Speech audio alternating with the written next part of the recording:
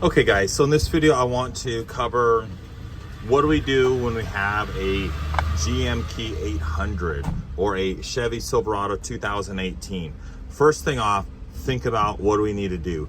Know the Bible. Know what you need to do when it comes to this type of key. So it's a high security key, and we look at this one, let's just say this is the customer's key. There's no way to take out that chip. It's embedded in there. So what do we do? This is going to be a 30-minute process by doing 10 minutes on the theft deterrent system manually, 30 minutes manually. Or we can do the X-Horse and clone the chip. But we need to understand how to do this whole process because we can make mistakes. This is something that I've learned over the years when it comes to cutting these keys and high security keys. So if we know it's a 2018, 19, 20, or 17, we know we want to save time, so we want to clone it. So if we look at our inventory, sometimes we have keys that are like this, that, let's see, there's no spot for a chip removal. It's embedded in there. And we see other ones where there's a spot for the chip.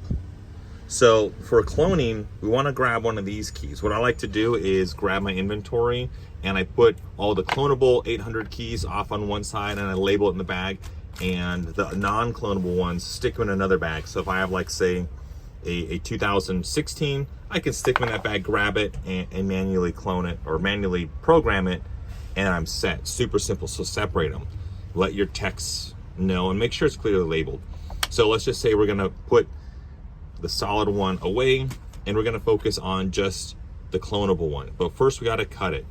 Now I've noticed, let me zoom out, when we work with our Keyline 303, it will cut the key and it'll be nice, but if this bit is worn, instead of cutting perfectly down and making a right angle down here, it will be sloped a little and it doesn't work with the tumblers. It'll work fine in the door, but not in the ignition. You have to really crank it. So like, it's usually like half a pound of force or less to turn it and like kind of break those tumblers, like the action, that gunk in there.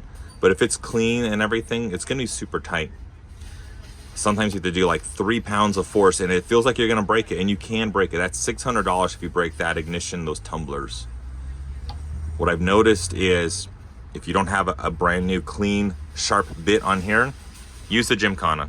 Use the Gymkana because that's a higher RPM. It's going to cut smoother and more precise when it comes to the depth and along the edges. So it's going to be perfect. It's factory key. You're never going to have problems. Make sure that it is decoded correctly and then you're fine. But if it's like, say, 2016, 15, 13, 14, 303 is fine. That goes for the flip keys as well. But if it's like a 17 and up, and it's like a brand new shiny looking key, that means there's no wear on it. You want to use the Gymkana. It just avoids that key from getting damaged.